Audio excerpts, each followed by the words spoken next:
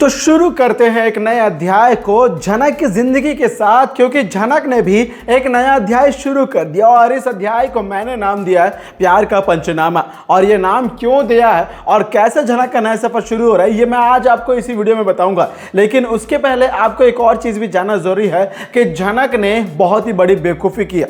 झनक कहाँ आई है? बॉस हाउस में आई है। और मुझे तो लगता है कि झनक को एक बहुत गंभीर बीमारी है और वो बीमारी है बेइज्जती करवाने की। क्योंकि झनक को यदि कोई बेइज्जत नहीं करता, झनक को कोई धोखा नहीं देता, तो मुझे लगता है कि झनक को जीने की उम्मीद नहीं मिलती है। और इसीलिए झनक बार बार अपनी बेइज्जती करवाने के लिए बॉस हाउस में पहुंच जाती है। और अपने इसी परंपरा को बरकरार रखने के लिए झनक ने एक नया सफर भी शुरू किया है। और इस सफर में वो अब अनिरुद्ध के साथ इसी बॉस हाउस में रहेगी, जहां पर उसे पल पल तिल तिल हर एक के ताने सुनने पड़ेंगे और हर किसी के सामने बेइज्जत होना पड़ेगा। अब ऐसे में झनक का ये वाला बेइज्जती वाला जो कुर्बानी है, इसके बाद झनक को क्या रिवॉर्ड मिलेगा, इसके बदले में उसे कौन सा इनाम मिलेगा, और झनक के इस नए सफर में अनिरुद्ध उसका साथ देगा या उसे धोखा देगा, आइए जानते हैं पूरे डिटेल में सारी बातों को आज के इस रिपोर्ट में।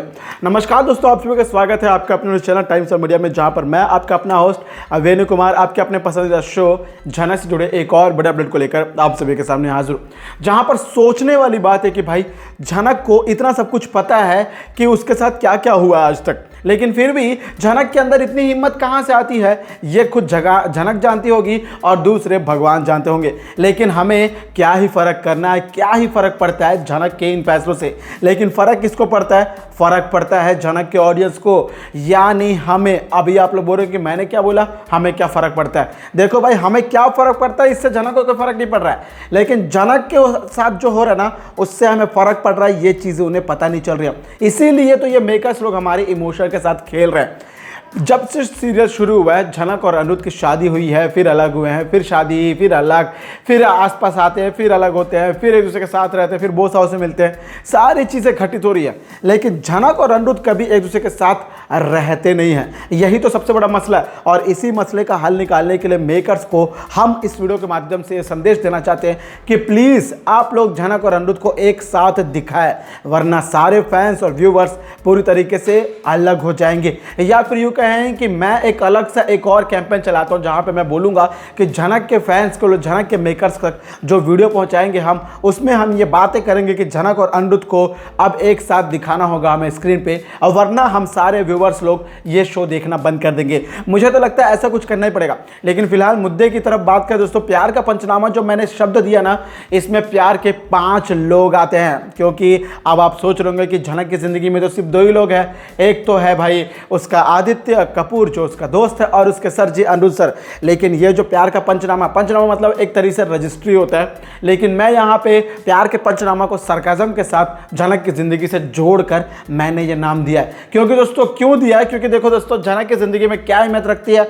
सबसे पहले तो भाई वो अपनी सेल्फ रिस्पेक्ट को पाना चाहती है, पहली बात। दूसरी तरफ वो आदित्य के साथ दोस्ती निभाना चाहती है। तीसरी और सबसे बड़ी बात, अनिरुद्ध सर से वो प्यार करना चाहती है। चौथी और सबसे बड़ी बात, वो अर्शी दीदी को हर्ट नहीं करना चाहती है। जी दोस्तों, ये बहुत बड़ी बात है कि वो अर्शी दीदी की ज़िंदगी को ख़राब नहीं करना चाहती है, उनकी ज़िंदगी के साथ खेलना नहीं चाहती है। और पांचवी और सबसे बड़ी बात कि भाई इस बॉस परिवार में उसके जो जेठू उसके जो है, उनसे वो अपना संबंध खराब नहीं करना चाहती है। लेकिन जिन लोग उसके लिए खड़े होते हैं, लेकिन पार्शियलिटी के तौर पर ये लोग खड़े होते हैं, तो ये लोगों का भी अपना घर है, तो ये लोग भी झनक को अपने घर में अपने हक से रख सकते थे।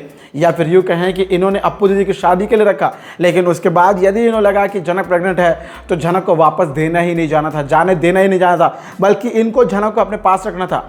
लेकिन दोस्तों कोई बात नहीं, इन्होंने झनक अपने पास नहीं रखा। यानी कुल मिला के एक बात समझ आती है कि झनक ने जितने लोगों से ये जो रिश्ता बना के रखा है, उसमें झनक का खुद का कोई रिश्ता नहीं है।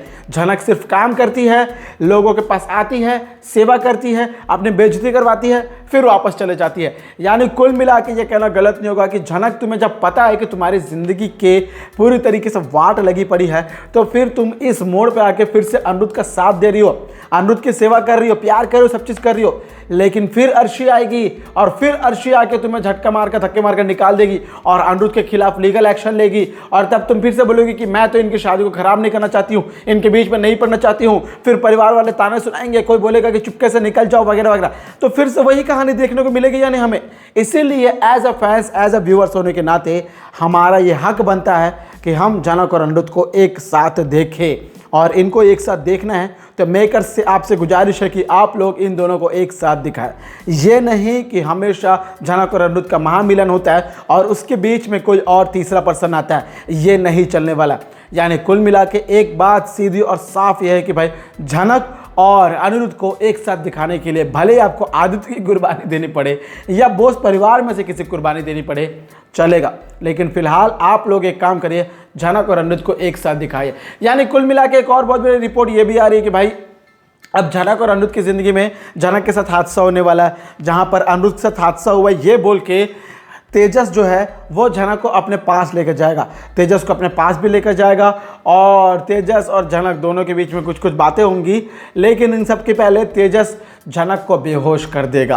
कुछ सूत्रों का ये आया है कि प्रोमो पूरी तरीके से जिस तरीके से आपको दिखाया ना अपकमिंग, वैसा नहीं होने वाला है। कहानी में थोड़े चेंजेस होने वाले हैं, जो अंदर के सोर्सेस के हिसाब से हमें जो न्यूज़ मिली है उस तरीके से बता रहा हूँ कि झनक को पता रहेगा कि उसके सामने तेजस है और तेजस उसे कहीं लेकर जाने वाला है जहाँ पर वो कोशिश भी करेगी हटने का, लेकिन वो हट नहीं पाएगी और बच नहीं पाएगी। और ऐन मौके पर तेजस जो है हमारी झनक को बेहोश कर देगा और बेहोश करके उसी बेहोशी की हालत में उसे लेकर जाकर कार के सारे डोर्स को लॉक करके उसे धक्के मार देगा। और अब ऐसे में झनक सिर्फ गिरने ही वाली है, खाई के पास झनक की गाड़ी जाने वाली है, और यदि यकीन मानिए थोड़ा सा भी आगे जाती है तो झनक की मौत हो जाएगी। और झनक की मौत हो गई तो फिर भला झनक शो कैसे चलेगा, क्योंकि झनक के नाम पे ही तो है। यानी कुल मिलाकर झनक बचेगी, लेकिन बचाएगा कौन, यही तो सबसे बड़ा सवाल है। आपको क्या लगता है कि झनक को कौन बचाएगा, अनिरुद्ध बचाएगा या आदित्य बचाएगा? और आप इन दोनों में से अब अनिरुद्ध वापस अगर धोखा देता है तो क्या झनक को आप फिर से अनिरुद्ध से देखना चाहते हैं? क्या आपके अंदर इतनी हिम्मत है?